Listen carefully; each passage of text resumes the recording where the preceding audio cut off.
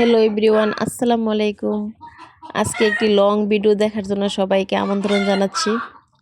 তো আজকে আমি একটু গরুর মাংস রান্না করব, যেটা আমাদের মধ্যবিত্ত পরিবারে খুব কমই খাওয়া হয়ে থাকে। আমি সমস্ত রকম মশলাগুলো বেটে নেব। বাটা মশলা আমার খুব পছন্দ। আসলে বাটা মশলা তরকারিতে খুব ঘ্রাণ হয়, এটা ভালো লাগে। তো আদা, জিরা, রসুন এবং যত গরম মশলা আছে, এলাচ, দারচিনি, লবঙ্গ, এই সবগুলো আমি শিলপাটায় বেটে নিব। এই যে আমার বাটা হয়ে গেছে।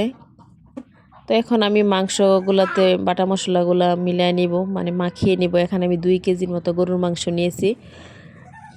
এখন বাটা মশলাগুলো আমার দেওয়া হয়ে গেছে। তো এখানে পেঁয়াজ এবং তেজপাতা এটাই শুধু আস্ত দিয়েছি। আসলে বাটা মশলা না দিলে যদি গরম মশলাগুলো খাওয়ার সময় দাঁতের কামড়ে পড়ে, আমার খুব খারাপ লাগে। তাই আমি সবগুলো বেটে নেওয়ার চেষ্টা করি। এখন আমি গুঁড়া মশলাগুলো দিয়ে নিব, মরিচগুলা, হলুদ গুঁড়া এবং ধনিয়ার গুঁড়া আর লবণ দিয়ে এটা আমি ভালোভাবে মাখিয়ে নিব। আমি গরুর মাংসগুলো সাধারণত রান্নার সময় আগে আমি মশলা দিয়ে মাংসটাকে ভালোভাবে মাখায় নিই, তারপরে আমি রান্না করি। এখন আমি এখানে তেল দিয়ে নিব।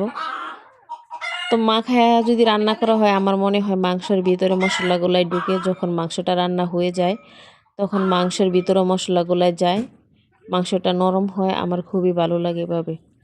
অনেকে আগে মশলা কষায় নিয়ে তারপরে রান্না করে মাংস, কিন্তু এক একজনের এক এক রকম রান্নার স্টাইল, যার যেটা ভালো লাগে। তো আমি ভালোভাবে মাখিয়ে নিচ্ছি। মাখিয়ে নেওয়ার পর আমি ঢাকা দিয়ে দিলাম। আমি এখানে লেবু ব্যবহার করিনি, চাইলে অনেকেই লেবু ব্যবহার করতে পারেন, তাহলে এটা মেরিনেটটা ভালো হয়। তো আমি এখন জাল ধরিয়ে নেব। মাটির চুলায় আজকে রান্না করব। মাটির চুলায় মাঝে মাঝে রান্না করা হয়। আসলে মাটির চুলায় রান্না করতে একটু সময়ের ব্যাপার, যেহেতু অনেক কাজকর্ম থাকে, তো খুব কম সময়ে মাটির চুলায় রান্না করা হয়। আর গরুর মাংস রান্না করতে যেহেতু অনেক সময় লাগে, মানে গ্যাসে রান্না করলে অনেকটা গ্যাস চলে যায়, আর ইন্ডাকশনে করলেও অনেকটা বিল চলে আসে। আর লাকড়ি যেহেতু আছে, তাই আমি মাটির চুলা রান্না করি। আর মাটির চুলা রান্নার স্বাদটাও সেই হয়। তো আমি মাংসটা এখানে বসিয়ে দিলাম, জালটা ধরাই নিয়ে। এখন আমি এটাকে নেড়ে চেড়ে দিচ্ছি, যেন তলার দিকে লেগে না যায়। জালটাও খুব সুন্দর ধরেছে।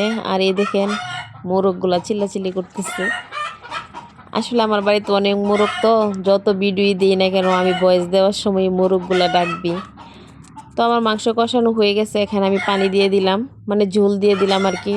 চাইলে গরম পানিও দেওয়া যায়, যেহেতু আমি মাটির চুলা রান্না করতেছি, জাল দেওয়ার কোনো সমস্যা নেই, আমি অনেকক্ষণ জাল করতে পারবো, তাই আমি ঠান্ডা পানি দিলাম। এই দেখেন মাশাআল্লাহ, আমার তরকারির কালারটা সেই হয়েছে।